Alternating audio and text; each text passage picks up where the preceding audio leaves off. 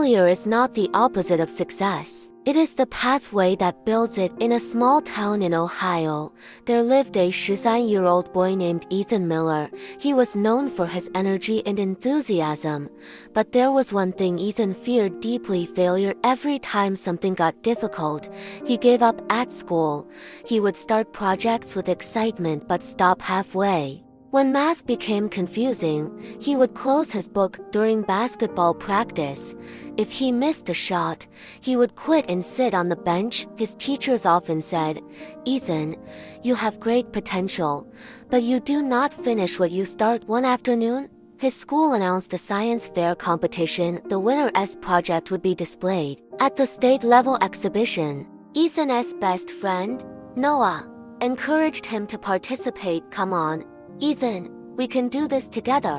At first, Ethan hesitated, but then agreed. "All right, but if it gets hard, I am out," he said jokingly. They decided to build a small solar-powered water purifier. It was something Ethan had seen in a YouTube video and thought looked simple, but when they started building it, nothing worked as planned. The solar panel did not power the pump, the filter leaked, and the water remained dirty. Ethan groaned, "This is useless. I told you, I cannot do this." Noah looked at him calmly. "You can quit, but failure only wins when you stop trying." That night, Ethan lay in bed thinking about what Noah said.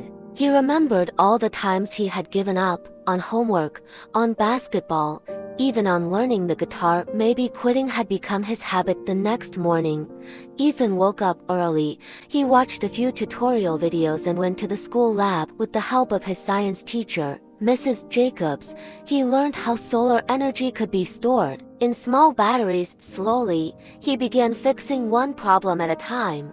The filter still leaked, but he found a tighter seal. The pump still jammed, but he rewired it. Day after day, failure followed him, but this time, he refused to quit. 2 weeks later, on the day of the science fair, Ethan and Noah presented their project. The purifier worked perfectly. A clean water poured from the small outlet, powered only by sunlight. The judges smiled with genuine surprise. When results were announced, Ethan did not win first place. He stood third. For a moment, disappointment crossed his face.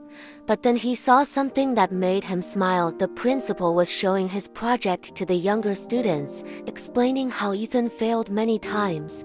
But each failure taught him something new. For the first time, Ethan felt proud, and not because he won, but because he finished. That evening, as he walked home, Noah bumped his shoulder playfully.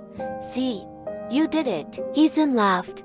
"I guess I failed my way to success." From that day on, Ethan changed. He no longer feared mistakes. In basketball, he practiced harder, missing shots without giving up. In class, he raised his hand even if he was unsure. He learned that failure was not the end. It was a teacher in disguise.